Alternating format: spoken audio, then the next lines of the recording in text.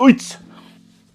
Che whānau, day 6 of our 90-day challenge. Today we'll be going over the karakia that I use for our whānau who aren't Māori, our incantation or our prayer that I use before I do any kind of maurako mahi. And I'll also go over the tikanga or the protocols around using taiaha or any sort of weaponry. Well, the ones that I've been taught. Remember e te whānau, everything that I share have all come from my experience and from the people that I've been taught from.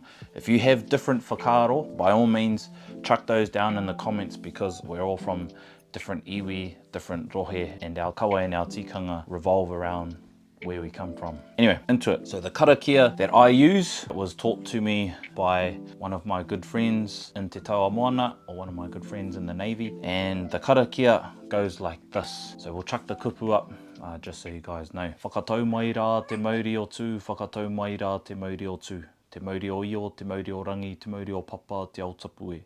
Whakatau mai rā te mauri o tū, whakatau mai rā te mauri o tū. O tū te wini, o tū te wana, o tū mātau e ngā e.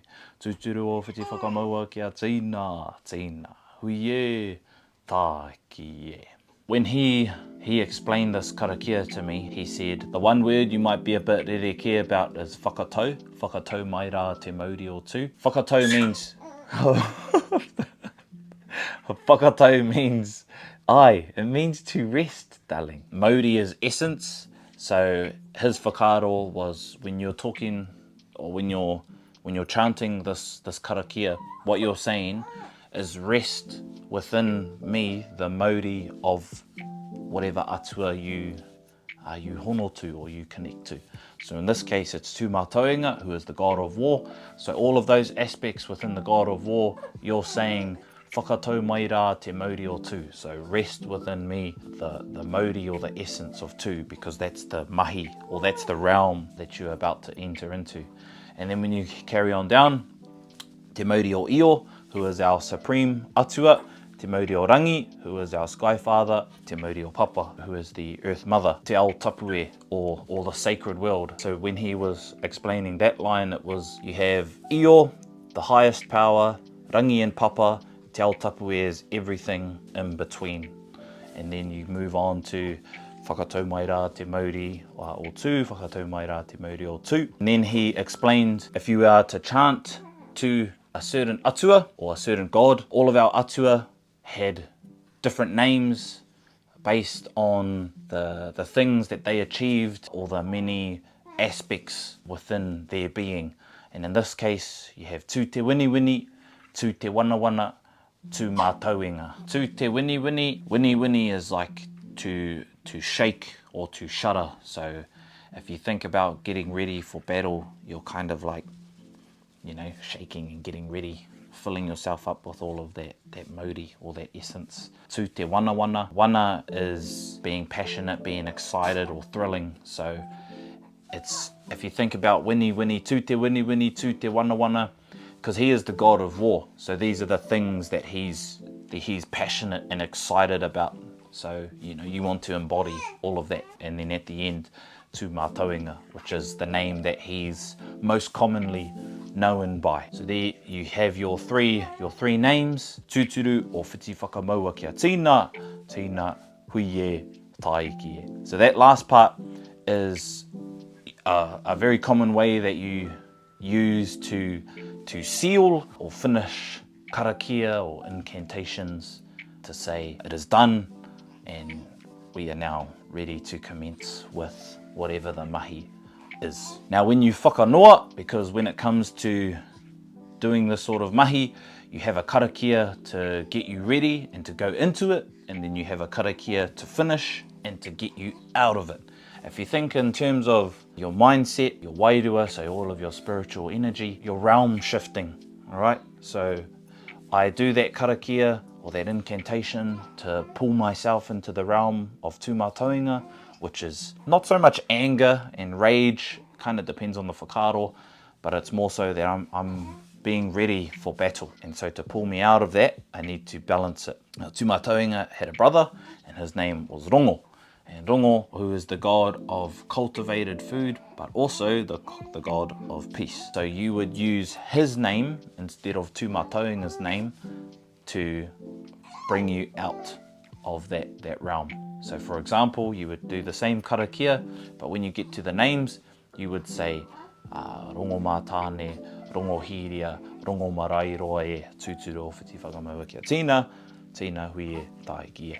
So that you can carry on out into the ao or into the world in a more calm state. Because you wouldn't want to go out into the world still within the realm of tūmataunga, because that probably wouldn't be nice for everyone. Moving on to tikanga. Tikanga is basically the right way to do things. So tika is to be correct. Ngā is the plural for te, which is the. So tikanga is like the right things, right? That's a very, very simple way of explaining tikanga. When it comes to rākau weaponry, I'm not sure if other weapons such as the tefa, pauwhenua, toki, the patu and the mere, if they all have other tikanga that come with them. So if there are any whānau out there who are versed in those sorts of weapons and know those tikanga, do let us know, because I'm always keen to learn. But for the tikanga that I will be explaining will be around taiaha specifically and our koikoi. This one here is from our Erana collection, which we still have a lot of e te whānau. If you're looking to purchase one for yourself with Christmas coming up, have a look on our website, link in the description box below. The first tikanga, do not eat with your weapon. Like I was explaining, how rongo is the atua of cultivated kai. Eating kai that has been cooked is another way to whakanoa or balance yourself. So when it comes to all of these weapons, they're built for a purpose. They're built for battle, so you wouldn't want to eat with it and strip away the purpose or that tapu, that sacredness of that weapon. So that's the first one. You don't eat with your weapon. My kaiako, he would travel with his rākau everywhere he went. So it would stay in his car, and he wouldn't eat at all. Like, you know, not go through the drive-through, stop at a shop and get a kai. He would never eat in his car because his rākau was there. Whatever room it was sitting in, he never carried food around, made sure that there wasn't any kai around. So you can take it to that extreme as well. Well, I wouldn't say extreme. You can take it to that level if you so wish. The next one, probably a really obvious one, is you don't take it to the wharepaku with you. So wharepaku is toilet. You wouldn't take it to the bathroom for obvious reasons. Another one is you don't step over them. So if for some reason there was a taiaha or a rākau lying on the ground, you don't step over them. A lot of the time that's because these taonga were named after tipuna or tupuna, which were ancestors, and in our culture, stepping over someone is a form of disrespect. You takahi on the mana of that person by stepping over them. So same thing with our taonga. You wouldn't do that to a person, and because these are mimicked or made to resemble our ancestors, you don't do that to our rākau or our taonga. Next one, if there was one sitting in a corner or lying somewhere, you don't just go over and grab it. Right, you don't just look at it and be like, oh, that looks so pretty, and you just grab it. It belongs to someone, so always ask. Ask who it belongs to. If you can't find the owner, don't grab it. One thing about our taonga is that they all carry mauri, or life essence, or spiritual energy, however you want to frame it. And you have no idea what is being held inside of that taonga. You could pick it up, and that whoever was using it that day could have just been not going through a lot of good mauri that day, and there could be a lot of riri, a lot of anger, a lot of frustration that is sitting inside of this taonga, and then you go ahead without realizing, pick it up, and now all of that mauri is then transferred into you. That's not at fault of the person, because that's what these are for. They're conduits for us to channel all of that energy into. And if you just unblazingly go over and pick one up, and then not long after that you don't feel right or something, that was your fault because you went over and grabbed this without any kind of consideration of where it's been, what it's done, who it belongs to. So always ask who it belongs to. If you cannot find the owner to it, do not go over there and pick it up. That's just a way to keep you safe. One major tikanga is this part. The arero does not go into the ground. You can use and manipulate the taiaha however you want in terms of keeping it upright or however it's used, but when it goes onto the ground like that, this part does not go on the ground. What I was taught is that the tongue or the arero, it's not really weapons that create war and strife. It's usually the tongue, and it's because someone said something bad to someone else, and therefore wars, battles, conflicts start. So putting this in papa tuanuku, because you have to remember that the land in which we reside on is the Earth Mother, is papa tuanuku, so we pay her the utmost respect. And putting this thing inside or down on papa is an indication that you disrespect the whenua that you're on. In some instances, I believe, please correct me if I'm wrong, that I'm not too sure if it's happened, but you would usually turn up to a marae or turn up somewhere, and if that was in the ground, that was an indication that I'm not here to talk, I'm here to take someone out necessarily.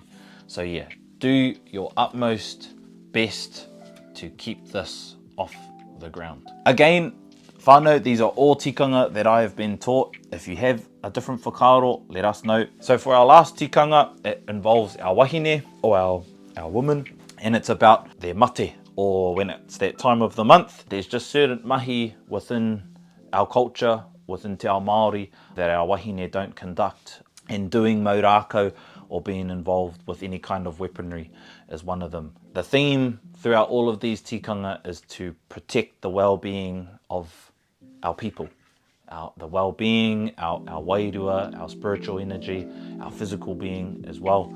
So all of these tikanga are in place to make sure that we conduct our mahi the correct way and we conduct our mahi the safe way. Anyway, e te whānau, there you go.